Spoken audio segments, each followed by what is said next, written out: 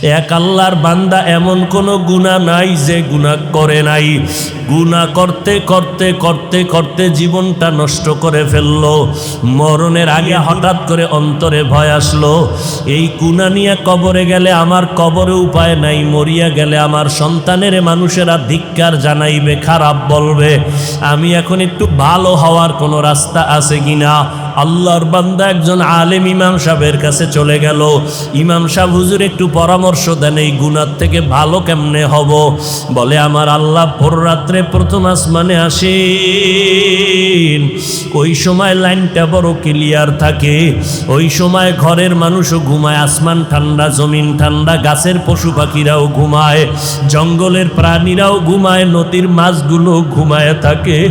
ওই সময় যারা মাওলাকে চাও, আমার মাওলা তখন হাজির হয়ে যায়। তুমি ভোর রাত্রে একটু ওযু বানাইয়া যায় নামাজ বিছায় আমার মাওলারে সেজদা দিয়া তওবা করে কাঁদবা, আমার মাওলা তোমার গুনাহ মাফ করিয়া দিবে। ইমাম সাহেবের পরামর্শ নিয়ে ওই গুনাহগার ভোর রাতে ঘুমায় না, ওযু বানাইয়া ঘরের অন্ধকার একটা জায়গায় বসে মাওলাকে ডাক দিছে, ও দয়ার মালিক, এতদিন দুনিয়ার বাহাদুরিয়ার রং তামাশায় পড়িয়া তোমারে ভুলিয়া আমি তোমার নাফরমানি করতে করতে এখন শেষ সময় আসছি।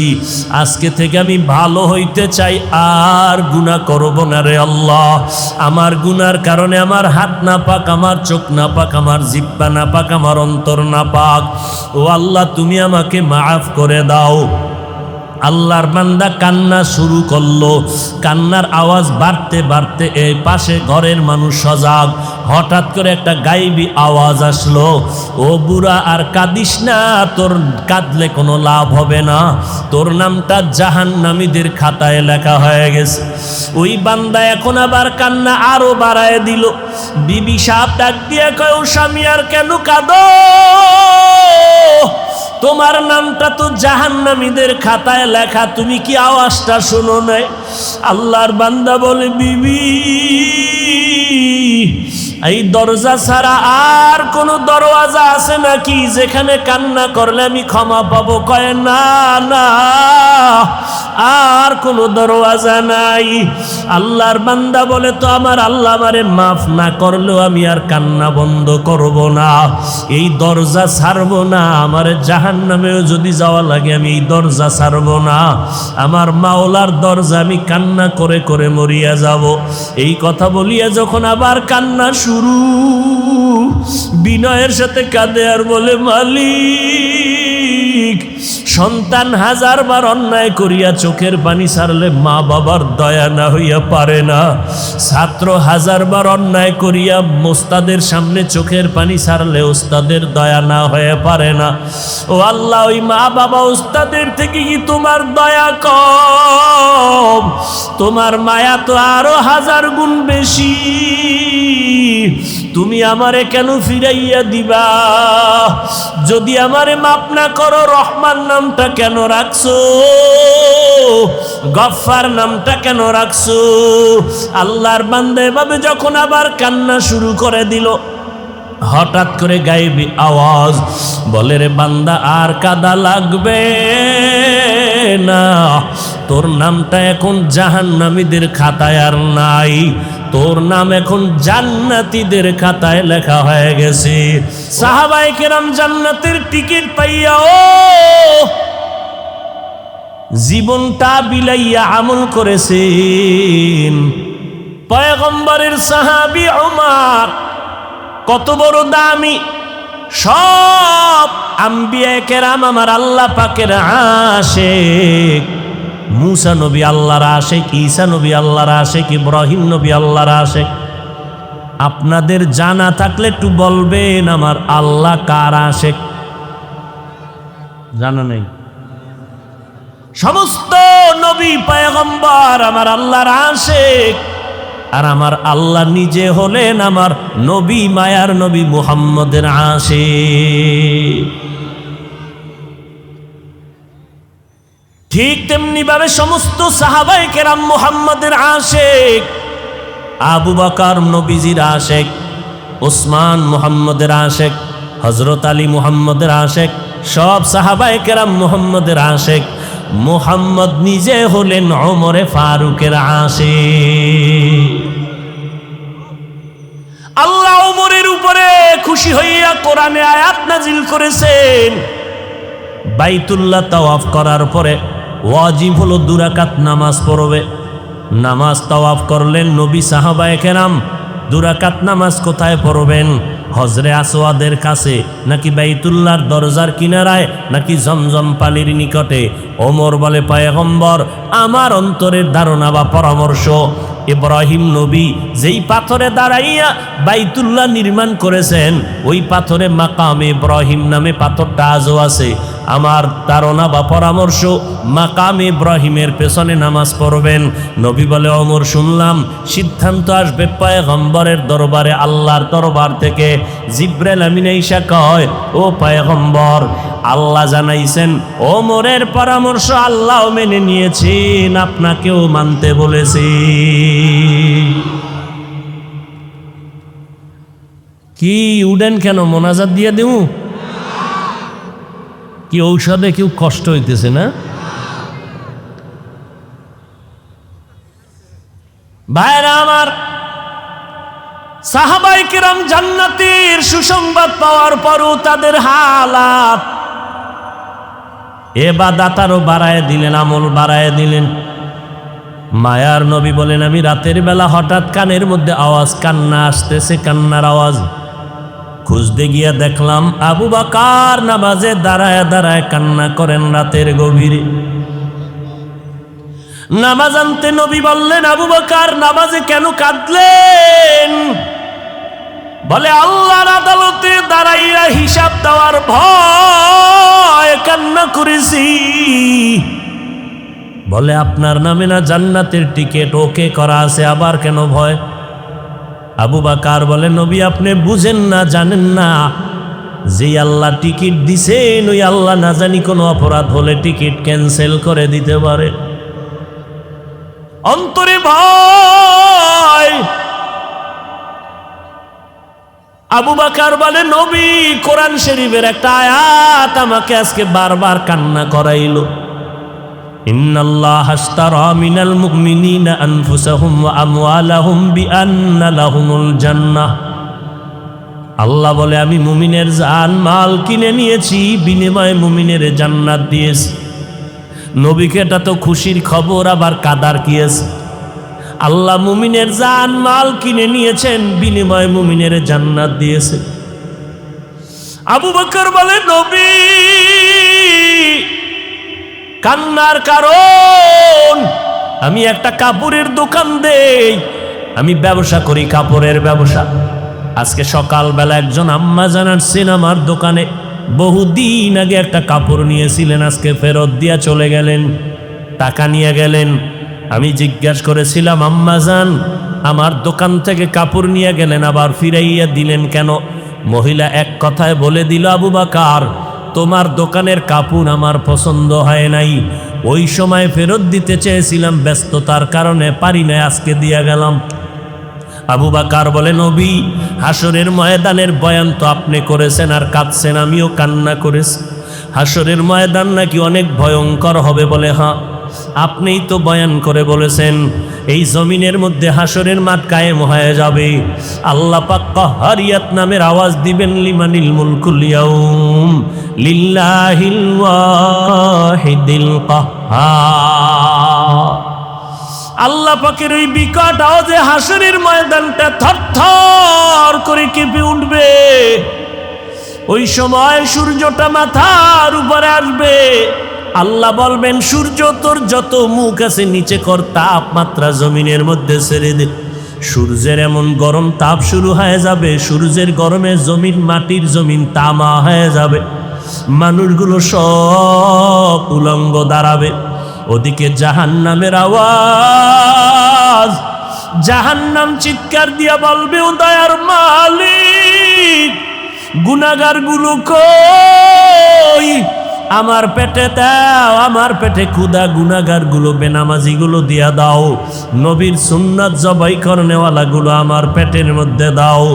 এমতো অবস্থায় নবী আপনিই বলেছেন এত কঠিন হালাত যখন শুরু হয়ে যাবে সমস্ত মানুষগুলো কান্না করতে থাকবে, এমনকি নবীদের কোনো গুনাহ নাই, সেই নবীরা পর্যন্ত নাফসি নাফসি নাফসি বলে কাঁদবেন। মূসা নবী কাঁদবেন, আল্লাহ আমাকে বাঁচাও, উম্মতের কথা কোনো নবীর আর মনে থাকবে না। ঈসা নবী কাঁদবেন, আল্লাহ আমারে বাঁচাও। ইব্রাহিম নবী কাঁদবেন আর বলবেন, আল্লাহ আমারে বাঁচাও, আমি এই জাহান্নামের চিৎকার সহ্য করতে পারি না। এরে নবী আপনার কথাই শুনলাম, ওই সময় যদি আমি আবু বকরকে আসামির কাঠগড়ায় দাঁড়াইয়া আল্লাহ যদি বলে, আবু বকর আমি তোমার জানমাল নিয়ে জান্নাত দিয়েছি, বলো ওই জান্নাতের জন্য কি আমল নিয়ে আসছো বলো। আমি যদি বলি, আল্লাহ ওই জান্নাতের মোহাব্বতে আপনার জন্য তেলাওয়াত জিকির কোরআন তেলাওয়াত নামাজ নিয়ে আসছি, আল্লাহ না করুন যদি আল্লাহ বলিয়াই ফালায়, ও আবু বকর তোমার আমলগুলো তুমি ফিরাইয়া নাও, জানমাল নিয়ে তুমি জাহান্নামে যাও, আমার জান্নাত ফিরাইয়া দাও। যদি বলি, আল্লাহ জান্নাতটা কেন ফিরাইয়া জানমাল ফিরাইয়া দিতে চান, আল্লাহ যদি বলে, আবু বকর তুমি যেই নামাজ পড়েছো, যেই তেলাওয়াত করেছো, আমি আল্লাহর কাছে তোমার তেলাওয়াত পছন্দ হয় নাই, যেইভাবে সেজদা দিলে আমি খুশি হইতাম তুমি ওইভাবে সেজদা দিতে পারো নাই, যেইভাবে জিকির করলে আমি মাওলা খুশি হয়ে যাইতাম ওইভাবে জিকির করতে পারো নাই, তোমার কোনো আমল আমার পছন্দ হয় নাই, যাও তোমার জান মাল নিয়ে জাহান্নামে যাও। ও নবী বলেন, ওই সময় তো আর কেউ আমার সুপারিশ করবে না, আমার আপন বলতে কেউ থাকবে না। জাহান্নামের হ্যান্ডকাপ আমার হাতে যখন লাগাইয়া জাহান্নামের দিকে টেনে টেনে নিয়ে যাবে, তখন আমার কি উপায় হবে? এই মোরাকাবার হালাতে হিসাবে চোখের পানি ধরে রাখতে পারি না।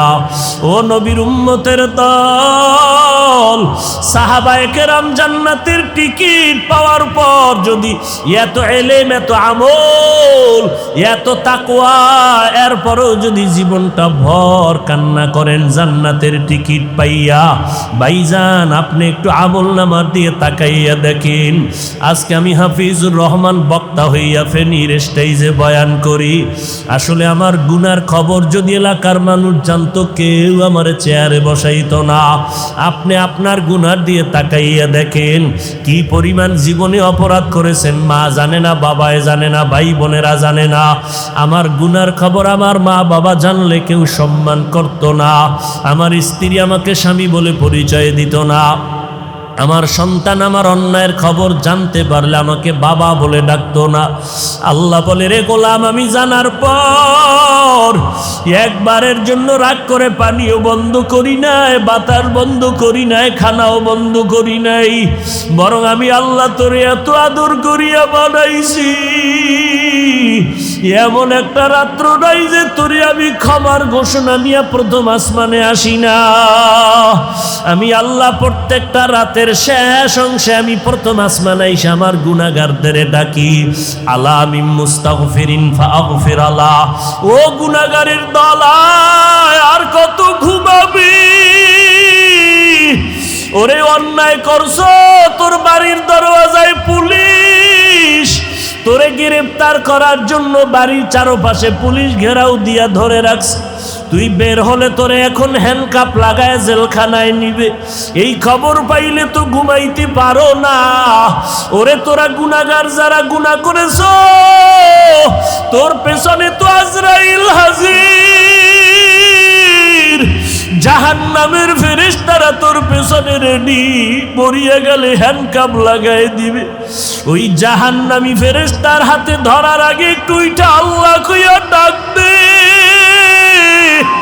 আমি আল্লাহ তোর গুনাহ ক্ষমার জন্য প্রথম আসমানে হাজির, আমি আল্লাহ বড় আদর করে তোরে বানাইছি, নিজের গুনার কথা স্মরণ করি একটু চোখের পানি ছেড়ে কান্না করো। আমি আল্লাহ ফজর জোহর আসর মাগরিব এশায় আসি না, আমি আল্লাহ তোর গুনাহ ক্ষমার জন্য ভোর রাত্রে প্রথম আসমানে আসিয়া তোরে ডাকতে থাকি। ওরে গুনাহ যদি মাফ করাইতেই চাও তো ঘুমাইতে পারবা না রে বাবা, আল্লাহ বড় বড় বড় বড় গুনাহগারকেও তো মাফ করে দিয়েছেন। এক আল্লাহর বান্দা এমন কোনো গুনাহ নাই যে গুনাহ করে নাই। গুনাহ করতে করতে করতে করতে জীবনটা নষ্ট করে ফেললো। মরণের আগে বুড়া হইয়া হঠাৎ করে অন্তরে ভয় আসলো, এই গুনাহ নিয়ে কবরে গেলে আমার কবরে উপায় নাই, মরিয়া গেলে আমার সন্তানের মানুষেরা ধিক্কার জানাইবে, খারাপ বলবে। আমি এখন একটু ভালো হওয়ার কোনো রাস্তা আছে কিনা? আল্লাহর বান্দা একজন আলেম ইমাম সাহেবের কাছে চলে গেল। ইমাম সাহেব, হুজুর একটু পরামর্শ দেন, এই গুনাহ থেকে ভালো কেমনে হব? বলে, আমার আল্লাহ ভোর রাত্রে প্রথম আসমানে আসেন, ওই সময় লাইনটা বড় ক্লিয়ার থাকে, ওই সময় ঘরের মানুষও ঘুমায়, আসমান ঠান্ডা, জমিন ঠান্ডা, গাছের পশু পাখিরাও ঘুমায়, জঙ্গলের প্রাণীরাও ঘুমায়, নদীর মাছগুলো ঘুমায় থাকে। ওই সময় যারা মাওলাকে চাও, আমার মাওলা তখন হাজির হয়ে যায়। তুমি ভোর রাত্রে একটু ওযু বানাইয়া যায় নামাজ বিছায় আমার মাওলারে সেজদা দিয়া তওবা করে কাঁদবা, আমার মাওলা তোমার গুনাহ মাফ করিয়া দিবে।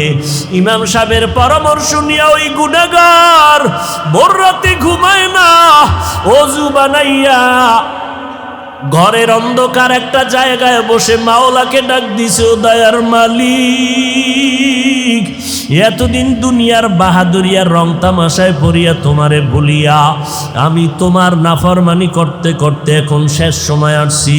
আজকে থেকে আমি ভালো হইতে চাই, আর গুনাহ করব না রে আল্লাহ। আমার গুনার কারণে আমার হাত না পাক, আমার চোখ না পাক, আমার জিহ্বা না পাক, আমার অন্তর না পাক। ও আল্লাহ, তুমি আমাকে মাফ করে দাও। আল্লাহর বান্দা কান্না শুরু করলো। কান্নার আওয়াজ বাড়তে বাড়তে এই পাশে ঘরের মানুষ সজাগ। হঠাৎ করে একটা গায়েবী আওয়াজ আসলো, ও বুড়া আর কাঁদিস না, তোর কাঁদলে কোনো লাভ হবে না, তোর নামটা জাহান্নামীদের খাতায় লেখা হয়ে গেছে। ওই বান্দা এখন আবার কান্না আরো বাড়ায় দিল। বিবি সাহেব ডাক দিয়ে কয়, ও স্বামী আর কেন কাঁদো? তোমার নামটা তো জাহান্নামীদের খাতায় লেখা, তুমি কি আওয়াজটা শোনো নাই? আল্লাহর বান্দা বলে, বিবি, এই দরজা ছাড়া আর কোনো দরওয়াজা আছে নাকি যেখানে কান্না করলে আমি ক্ষমা পাবো? কয়, না না, আর কোনো দরওয়াজা নাই। আল্লাহর বান্দা বলে, তো আমার আল্লাহ আমারে মাফ না করলেও আমি আর কান্না বন্ধ করব না, এই দরজা ছাড়ব না, আমার জাহান্নামেও যদি যাওয়া লাগে আমি এই দরজা ছাড়ব না, আমার মাওলার দরজা আমি কান্না করে করে মরিয়া যাব। এই কথা বলিয়া যখন আবার কান্না শুরু, বিনয়ের সাথে কাঁদে আর বলে, মালিক, সন্তান হাজারবার অন্যায় করিয়া চোখের পানি ছাড়লে মা বাবার দয়া না হইয়া পারে না, ছাত্র হাজারবার অন্যায় করিয়া ওস্তাদের সামনে চোখের পানি ছাড়লে ওস্তাদের দয়া না হয়ে পারে না। ও আল্লাহ, ওই মা বাবা ওস্তাদের থেকে কি তোমার দয়া কম? তোমার মায়া তো আরো 1000 গুণ বেশি। তুমি আমারে কেন ফিরাইয়া দিবা? যদি আমারে মাফ না করো, রহমান নামটা কেন রাখছো? গফফার নামটা কেন রাখছো? আল্লাহর বান্দা এভাবে যখন আবার কান্না শুরু করে দিল, হঠাৎ করে গায়েবী আওয়াজ বলে, রে বান্দা, আর কাদা লাগবে না, তোর নামটা এখন জাহান্নামীদের খাতায় আর নাই, তোর নাম এখন জান্নাতীদের খাতায় লেখা হয়ে গেছে। ও আল্লাহর বান্দারা, ও যুবকেরা, ও স্কুল কলেজ ভার্সিটির ছাত্র ভাইরা, কয়দিন আর দুনিয়াতে বাঁচবা? জান্নাতের পথ আর জাহান্নামের রাস্তা কিন্তু ছাড়ার রাস্তা নাই। জান্নাতের পথে যাইবা নাকি জাহান্নামের পথে যাইবা, চিন্তা ভাবনা করিয়া চলো। তোমার মতো কত যুবক স্কুল কলেজে পড়িয়াও নামাজ ছাড়ে না। বলো বাবা, তুমি কেন নামাজ পড়তে পারো না? তোমার মতো যুবক ড্রাইভারি করে নামাজ ছাড়ে না, চাকরি করে নামাজ ছাড়ে না, র্যাব, আর্মি, পুলিশ, বিডিআর নামাজ বাদ দেয় না। বলো বাবা, তুমি কেন পারো না? তোমার মতো যুবক দেখো ময়দানে কৃষিকাজ করে, নামাজ বাদ দেয় না। তোমার মতো যুবক আজকে দেখো নদীর মধ্যে মাছ ধরে, নামাজ ছাড়ে না। ব্যবসা করে, শ্রমিকের কাজ করে, নামাজ ছাড়ে না। চেয়ারম্যান, মেম্বার, এমপি, মন্ত্রী, নামাজির অভাব নাই, তুমি কেন পারবা না? তোমার ক্লাসের ছাত্র ছাত্রী যদি নামাজ পড়তে পারে, তুমিও তওবা করো। ওই জাহান্নামের আগুন সহ্য করার শক্তি কারো নাই। আবু বকর জান্নাতের টিকিট পাইয়াও যদি কাঁদে, তুমি কেন কাঁদতে পারো না?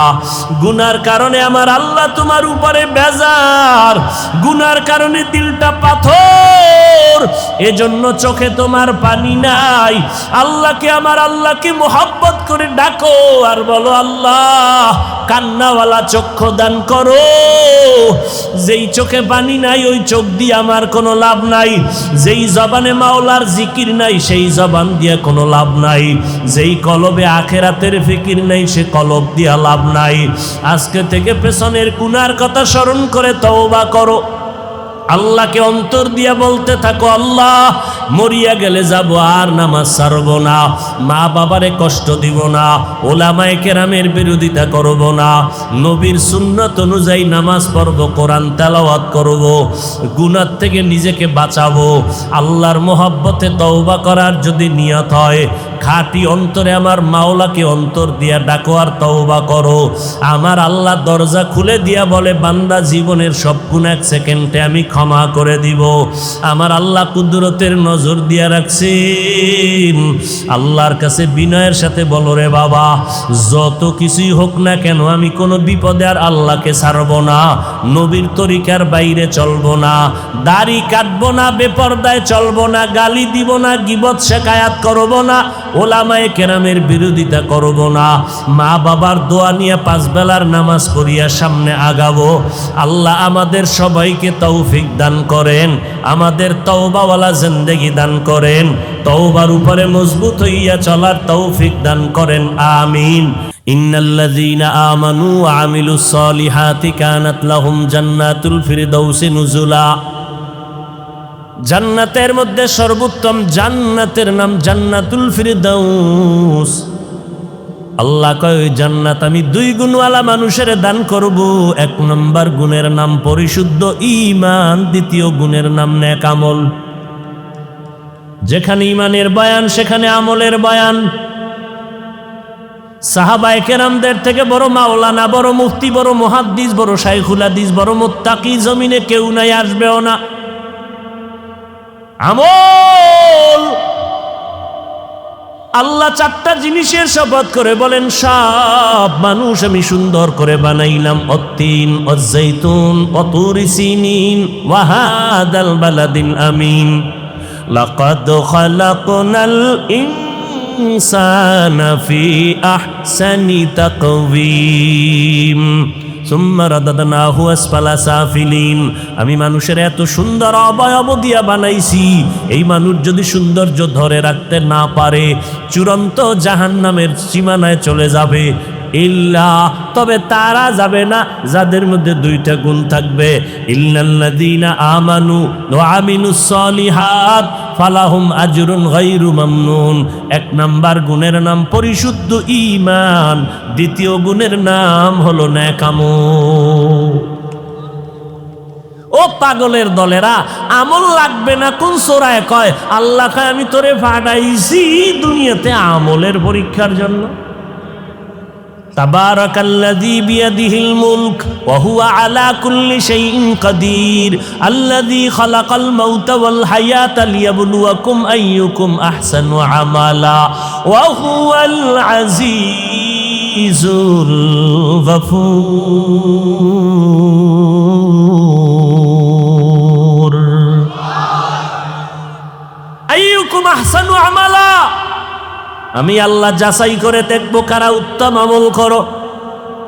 অতএব এই জমিনে যারা বলে আমলের প্রয়োজন নাই তাদের চিহ্নিত করে নাও। এরা মুসলমান সত্য, এরা মুমিন সত্য, এরা আলেম মাওলানাও সত্য, তবে নবীর হাদিস মতে এরা ইসলামের ব্যানারওয়ালা মাওলানা নামের ভণ্ড।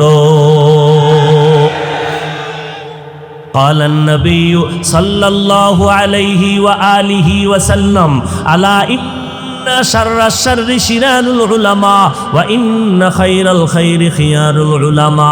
পয়গম্বর বলেন, দুনিয়াতে যদি খারাপ কোনো মানুষ দেখতে চাও, খুঁজে খুঁজে বের করে দেখবা চূড়ান্ত খারাপ হবে একদল উলামা। এদের মতো খারাপ আর কেউ হবে না। আবার যদি চূড়ান্ত ভালো কেউকে পেতে চাও, একমাত্র ভালো পাইতে যদি চাও, দেখবা তারাও হবে একদল উলামা।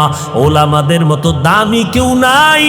বিরিয়ানি যেমন অনেক দামি, পোলাও বড় দামি, আবার এটা নষ্ট হলে, পান্তা ভাত নষ্ট হলে খাওয়া যায়, বিরিয়ানি খাওয়ার আর কোনো কায়দা থাকে না। আলেম এত দামি, মানুষ এত দামি, এরাদের চরিত্র যদি খারাপ হয়, এদেরকে কোনো কাজে লাগবে না। একটা গাঞ্জাখোরের দিয়ে কাজ নেওয়া যাবে, একটা মদখোরের দিয়ে কাজ নেওয়ার আশা করা যাবে, কিন্তু একটা বন্ড মাওলানা দিয়ে কোনো কাজ নেওয়ার আশা করা যাবে না। ইলমে রা'জাজু করদান বেহিসাব, খলকে রাদাদান জওয়াবে বাসওয়াব। হক না দারদ দোস্তে খলকা জারেরা, নিস্তে ই খসলত একে দিনদারেরা। আলেম খারাপ, ও গাঞ্জাখোরের থেকেও খারাপ, ও মদখোরের থেকেও খারাপ, ও জুয়া খেলনেওয়ালার থেকেও খারাপ। আলেম খারাপ মানে জিনাকারের থেকেও খারাপ। কারণ লক্ষ লক্ষ জিনাকার, মদখোর, জুয়া খেলনেওয়ালাদের দ্বারা এই জমিনে ইসলামের যেই পরিমাণ ক্ষতি না হবে, একজন ভণ্ড ইসলামের লেবাসওয়ালা মাওলানার দ্বারা ইসলামের ক্ষতি আরো অনেক অনেক অনেক বেশি হয়ে যাবে। বড় কঠিন। আমার নবী তো এমনে বলে নাই, ফিআলুল হাকিম লা ইয়াখলু আনিল হিকমা, হাকিমের কোনো কাজ হিকমত থেকে খালি না। এরে যুবক, আলেম ছাড়া কিন্তু আবার জান্নাতের পথের ঠিকানাও পাওয়া যাবে না। কারণ আহলুল কোরআন হুম আহলুল্লাহ, কোরআনওয়ালারা আমার আল্লাহ পাকের আহাল, এরা আমার আল্লাহর পেয়ারা বন্ধু। আলেম ছাড়া চলা যাবে না, নৌকা পানি ছাড়া চলবে না। তবে সাবধান, নৌকার ভেতরে যেন পানি না ঢুকে, তো পানি কিন্তু নৌকা ধ্বংস করে দিবে। যেই পানি নৌকার জন্য জীবন, নৌকার ভিতরে যদি পানি ঢুকে যায়, পানি হবে নৌকার জন্য মরণ। যেই আলেম উম্মতের জান্নাতের পথিক, যদি আলেমের মধ্যে ভেজাল থাকে, ভণ্ড আলেম, সেই হবে তোমার জাহান্নামের পথে বাধা।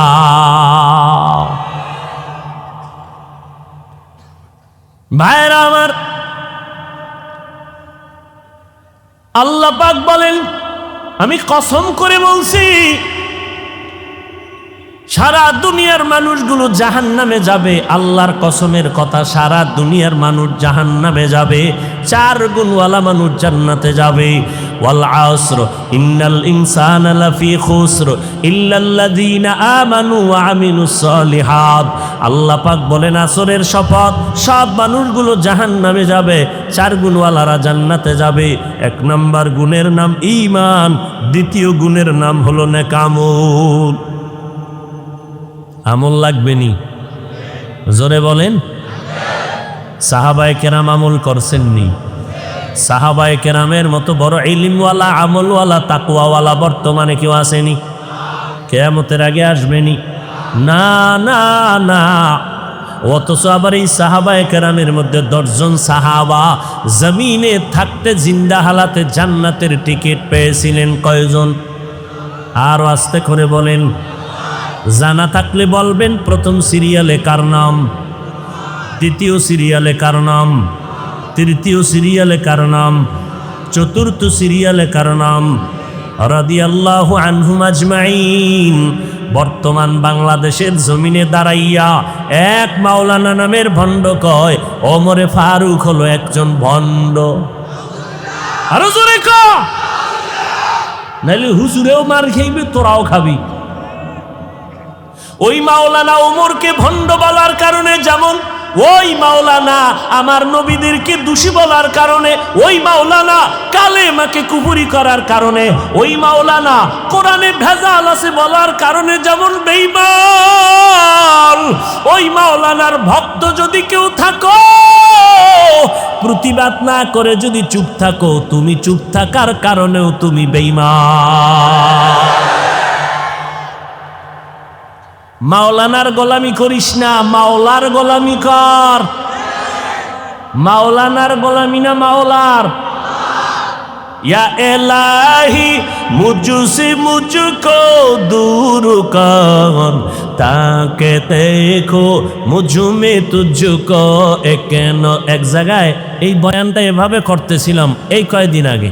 স্টেজে অনেক মাওলানা বসা, প্যান্ডেলে অনেক মানুষের 3 গুণ বেশি গাজীপুর এলাকায়। বয়ান কইরা চলে আসছি।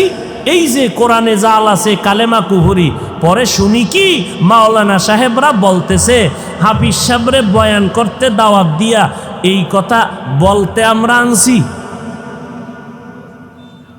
আমি শুনে বললাম এই মাওলানাগুলো আমার একটু দরকার। আমি কপালে লাল কালি দিয়া বইলা দিতাম যে তুমিও বেঈমানের খালাতো ভাই, তোমার পিছনে নামাজ হবে না, লিখে নাও। কোরআনে জাল আছে বলার দ্বারা বেঈমান, ওর পিছনে নামাজ হবে না, একে সালাম দেওয়া জায়েজ নাই। এজন্যই রবের পরিচয় লাভের জন্য ওয়াজ মাহফিল, আল্লাহ ওয়ালাদের সোহবত, আহলুল্লাহদের সম্পর্ক অপরিহার্য কর্তব্য। রবকে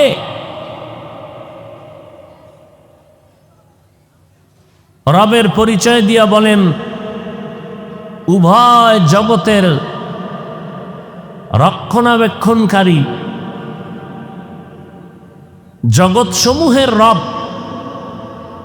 রব হলেন তিনি সমস্ত সৃষ্টি জগতের প্রয়োজনের অগ্রিম আয়োজন করেন যিনি।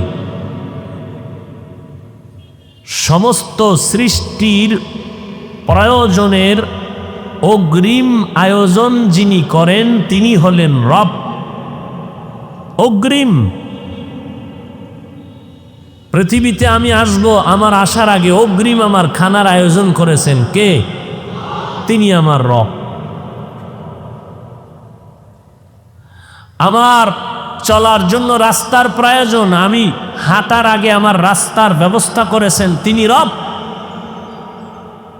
আমার পানির প্রয়োজন, আগের থেকে পানির ব্যবস্থা করেছেন তিনি আমার রব।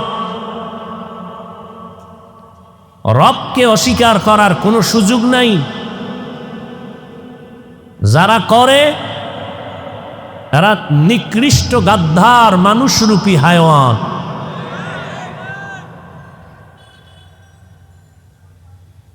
একটা পয়েন্ট নাই যেখানে রবের পরিচয় নেই। আমার কণ্ঠের থেকে রবের কুদরতের আওয়াজ আসতেছে, রবের পরিচয় কণ্ঠের আওয়াজ। মাথা ব্যথা করে, গাল ব্যথা করে, ঠোঁট ব্যথা করে, চোখ ব্যথা করে, জিহ্বা নামের মেশিন কখনো ব্যথা হয় নাই।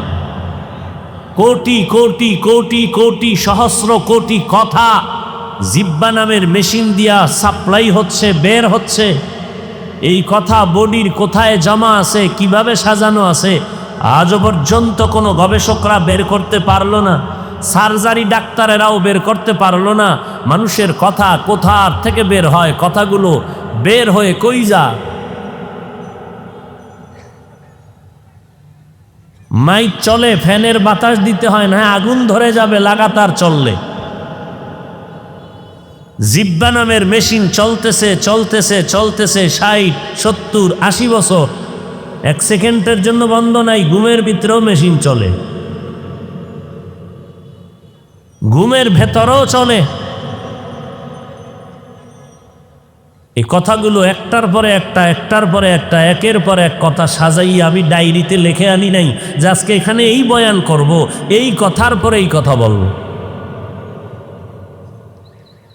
1 ঘন্টা, 1.5 ঘন্টা, 2 ঘন্টা, জোহরের পর, আসরের পর, মাগরিবের পর, এশার পরে, সারা দিন, সারা রাত, সারাটা বছর একটা কথা যদি আঁকা বাঁকা হয়ে যায়, বাঙালি পাবলিক আর গালি দিতে বিসমিল্লাও বলে না, অথচ নিজের ভুলে ভরা জিন্দেগি। প্রধানমন্ত্রী বক্তব্য দিবেন, জাতির উদ্দেশ্যে ভাষণ দিবেন, রাষ্ট্রপতি টিম গঠন করে বলা হলো বক্তব্যকে সুন্দর করে সাজিয়ে দাও। শতবার বক্তব্য লিখে কাগজটা ছিঁড়ে সংশোধন করতে করতে করতে করতে 5 মিনিটের বক্তব্যকে শতবার লেখে এরপরে প্রধানমন্ত্রী বা রাষ্ট্রপতি মহোদয়কে দিলেন, তিনি এটাকে মোতালা করলেন 100 বার। 5 মিনিটের বক্তব্য 100 বার মোতালা করলেন, দেখলেন ভুল যদি হয়ে যায়, একটা শব্দ ভুল বের হয়ে গেলে জাতি আমাকে তিরস্কার করো। 5 মিনিটের বক্তব্যের যদি এমন হালাত হয়, আর আমরা বক্তারা বক্তব্য করি ঘন্টাকে ঘন্টা 12 মাস 365 দিন, না ঘুম, টাইম মতো ঘুম নাই, খানা নাই। তা মানুষের ঘুম না থাকলে মানুষের দিক বেদিক ঠিক থাকে না, ডান বাম ঠিক থাকে না, কথার ব্যালেন্স থাকে না। অথচ সারাটা বছর হাজার হাজার কোটি কোটি কোটি কোটি কথা জিহ্বা সাপ্লাই দিয়ে বের হচ্ছে ঘন্টাকে ঘন্টা। এর মধ্যে টোটাল বছরে 1000 ঘন্টার মধ্যে 2-1টা কথা যদি একটু আঁকাবাঁকা হয়ে যায় অনিচ্ছায়, কিছু মানুষরূপী কুকুরের চরিত্রর জানোয়ারেরা পাগল হয়ে যায় ষড়যন্ত্রের জন্য। এরা দাবি করে, এরা বলে আদর্শ মানুষ। হ্যাঁ, এরা আদর্শের মানুষ দাবি করতে পারে, তবে ফেনী এলাকায় আমি ঘোষণা দিচ্ছি এরা মোহাম্মদের আদর্শের মানুষ নয়। আলেমদের বিরুদ্ধে যেই মুসলমানেরা ষড়যন্ত্র করবে, এরা মানুষরূপী পশুত্বের চরিত্রের থেকেও খারাপ।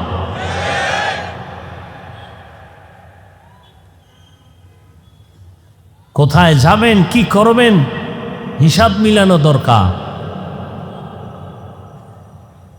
আহলে হক ওলামায়ে কেরাম মানুষের হাতে পায়ে ধরে ধরে ধরে ধরে বিনয়ের সাথে বুঝায়, নামাজ পড়েন, রোজা রাখেন, পর্দা করেন, হালাল খান, সময় পেলে কোরআন দেখবেন সওয়াব, কোরআন পড়বেন সওয়াব, কোরআন ধরবেন সওয়াব, কোরআনের আওয়াজটা কানের মধ্যে নিবেন সওয়াব, সময় পেলে নফল নামাজ পড়বেন সওয়াব, সময় পেলে কাজা নামাজ পড়বেন সওয়াব, রোজা রাখবেন সওয়াব।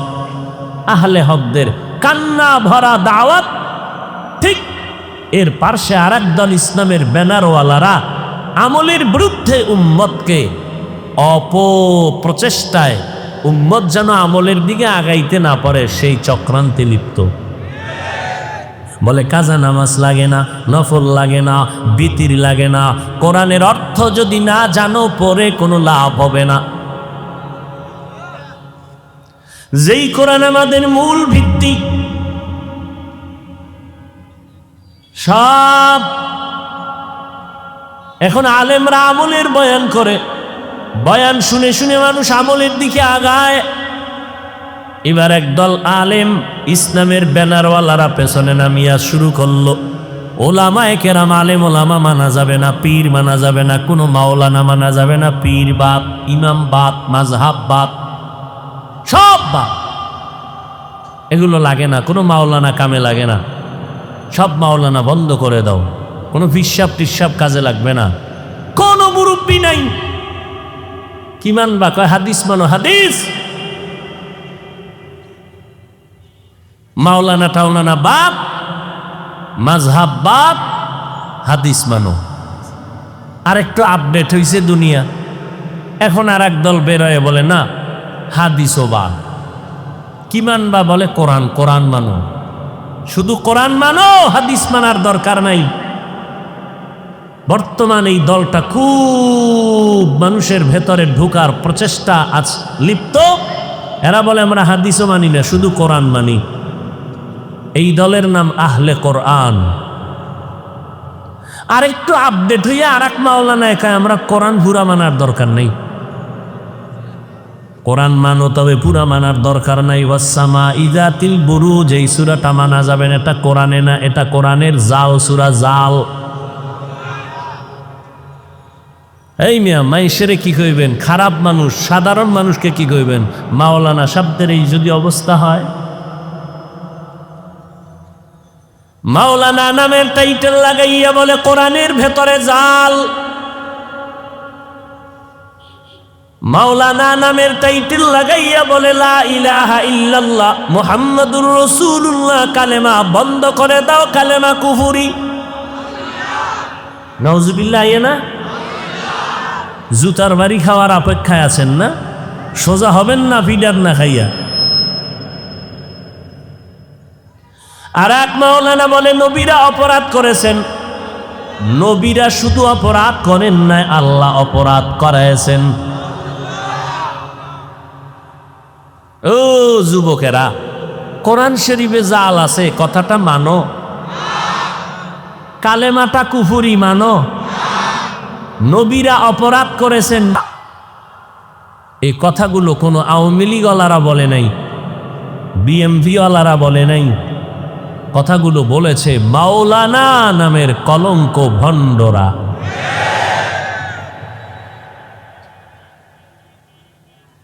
এই কথাগুলো আমাদের রাজনীতির কথা না, ইমানের কথা। এরপরও কিছু কুলাঙ্গার বয়ান করে গেলে বলবে হাফিজ সাহেব ওয়াজ করলো না গীবত করলো। হাফিজ সাহেব কি ওয়াজ করলো না গীবত করলো? গীবত। এখন ওই বান্দারে জুতার সাথে মোলাকাত করায় যদি বলা যায় তো গীবতের ডেফিনেশন দে। নির্লজ্জ বেহায়া। আবার আমগো কয় আমরা দালাল। আমি বলছি এদিকে আয়, স্টেজে দাঁড়া, হাজার মানুষ আমাদেরকে রিপোর্ট দিবে, আমিও দাঁড়াবো, তুইও দাঁড়াবি। মানুষ বলবে কার চেহারা দেখলে মনে হবে দালাল। আস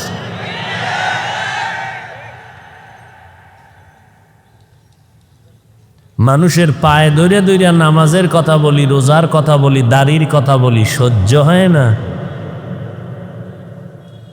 ভাল লাগে না? মানুষ কান্না করে দোয়া করবে, তোমার সহ্য হয় না? না, কালা চশমার হুজুর আবার কান্নার বিরুদ্ধে লাইভ দেয়। লাইভ কিতনা বড় দাজ্জাল। আল্লাহ হেদায়াত দান করুন।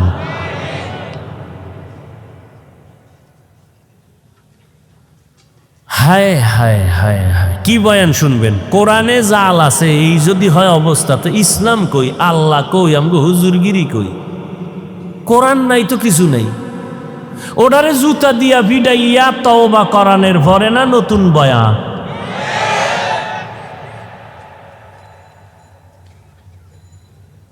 অথচ জাতির কোনো দিলে বাজে না, চুপচাপ।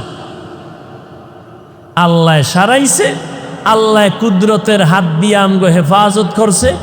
যদি কোনো দেওবন্দিওয়ালা কইতো তা উপায় আছিল না। আল্লাহ সারাইছে, কোরআনে জাল আছে, কোনো দেওবন্দি মাওলানা বলে নাই। নবীরা অপরাধ করেছেন, কোনো দেওবন্দি মাওলানা বলে নাই। কালেমা কুফুরি কোনো দেওবন্দি মাওলানারা বলে নাই। বললে না জানি কি পরিমাণ মানব বন্ধন করত ওই দালালেরা। এরা ইসলাম চায়। ইসলাম কি? ইসলাম চায়, কয় মদিনার ইসলামটাকে আমরা মডেল করে নতুনভাবে সাজাতে চাই।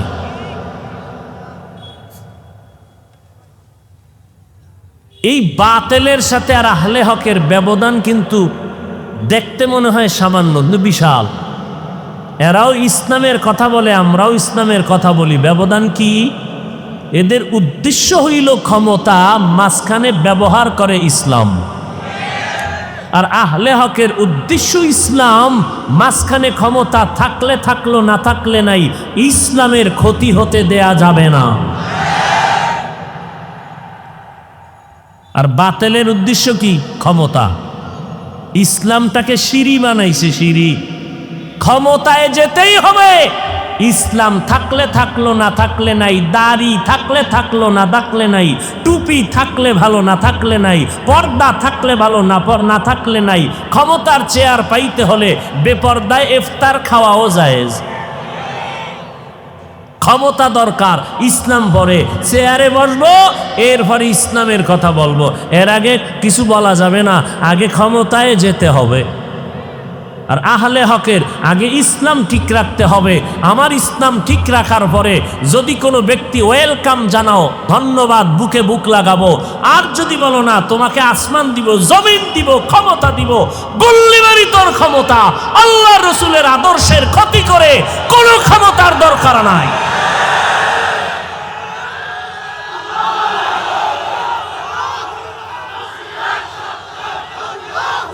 ভাইরা আমার, থামেন থামেন, আমনে গো নারায় তাকবীর শুনলেও এক দলের ঘুম হারাম হয়ে যায়। আমরা ফকিন্নির দল, টাকা নাই, বাড়ি নাই, অস্ত্র নাই, কিচ্ছু নাই, এরপরও ধনী টাকাওয়ালারা ভয় পায়, অস্ত্রওয়ালারা ভয় পায়। বুঝি না কিছু, ব্যাপারটা কি। আমরা একেবারে গালিও দেই না, না হিন্দুদের বিরুদ্ধে বলি, না খ্রিস্টানের বিরুদ্ধে বলি। আমরা আমগু মুসলমানের সাইজ করি, ভাই নামাজ পড়ো, দাড়ি রাখো, টুপি লাগাও, পাগড়ি লাগাও, আল্লাহরে মানো, মা বাবার খেদমত করো, এরপরও আমগু উপরে খালি আঘাত আর আঘাত। মানে সইতেই পারে না। এক সুন্দরী মাইয়া পেছনে এক যুবক খালি ডিস্টার্ব করে, যুবতী বলে, এই তোর ক্ষতি করছি কেন? কয় না, তো ডিস্টার্ব করো কেন? তুমি সুন্দরী কেন?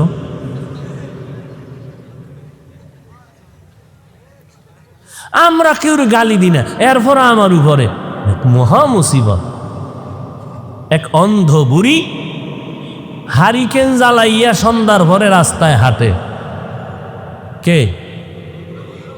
অন্ধ বুড়ি চোখে দেখে, হারিকেন একটা জ্বালাইয়া রাস্তায় হাঁটে। একজন কাই বুড়ি, তুমি না অন্ধ, হারিকেন জ্বালাইয়া হাঁটো কেন?